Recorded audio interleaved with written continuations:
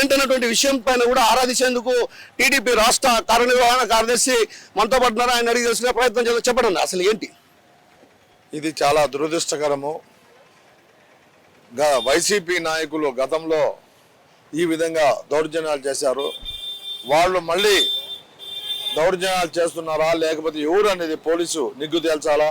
ఎందుకంటే టౌన్లో పిల్లలు ఉన్నారు, ఇళ్లల్లో ఇంత దౌర్జన్యంగా వాళ్ళ ప్రాణాలు పణంగా పెట్టాలని వాళ్ళు పరిగెత్తా బయటికి వచ్చారంటే ఇంతకన్నా దురదృష్టకరం ఒకటి కాదు.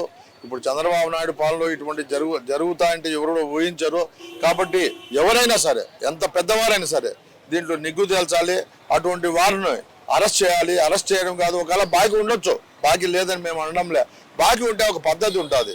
అది ఏదన్నా కోర్టు ద్వారా రావాలో లేకపోతే పోలీసు ద్వారా రావాలో లేకపోతే పెద్ద మనుషుల ద్వారా రావాలే. కానీ ఈ విధంగా రాత్రి కూల్చివేయడం, అతను కూడా బీజేపీకి సంబంధించినవాడు, మా పార్టీకి బాగా పనిచేసినాడు అనేది కూడా చూసి ఈ విధంగా దౌర్జన్యాలు చేస్తూ ఉంటే మా చాలా దారుణంగా ఉంది.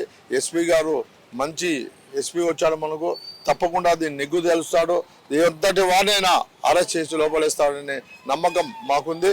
ఇటువంటి మా ప్రభుత్వంలో జరగకూడదు. మా ప్రభుత్వంలో శాంతి ఉండాలి. కానీ ఇటువంటి దౌర్జన్యాలు చేస్తే ఇంతకన్నా ఘోరం ఉండదు. పార్టీని మేము 40 ఏళ్ళ నుంచి కాపాడుకుంటూ వస్తాం. కాబట్టి ఇటువంటి చెడ్డ పేరు రాకూడదు. ఎవరైనా సరే అరెస్ట్ చేయాలని చెప్పి నేను కోరుకుంటున్నాను.